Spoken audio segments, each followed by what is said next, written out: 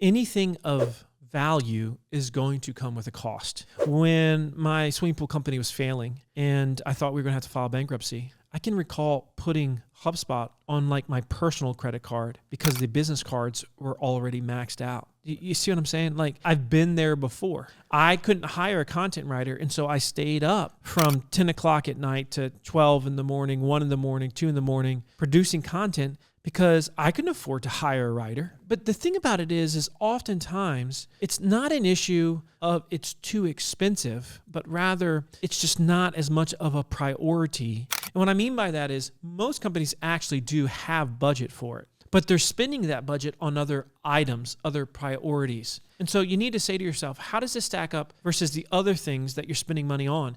But you also have to say to yourself, okay, what is the cost of inaction? In other words, if we don't do this, how much is that going to cost the company? So usually when I do simple math with people that are not doing they ask you answer, and we look at what it's costing them from a lead gen and then from a sales revenue perspective, usually for most companies, it's in the plus $1 million range per year in terms of what it's actually costing them as a business. And so if it's one of those things where you're saying to yourself, I don't want to scale a lot. I don't want to grow a lot. I'm not looking to dramatically increase, our customers, et cetera.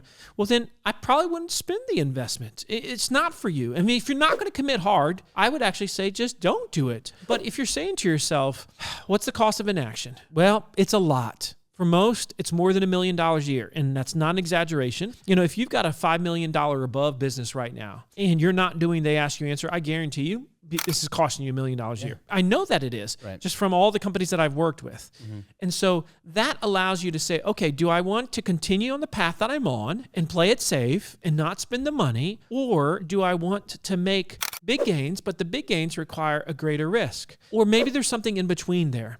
Listen, I treat everyone's money literally like it was my own. There's been many companies that have come to us and I've said, you're not ready for this. It's not uncommon at all to say that, because if they're not going to commit, they're not going to do it right, if they don't have the right mindset, the right people, whatever it is, well, then they shouldn't commit to it and they shouldn't spend the money with us. But if you want to become the voice of trust in your space and you haven't been doing this and you need guidance like most do, well, then my promise to you, if you do it right, it absolutely will be worth it.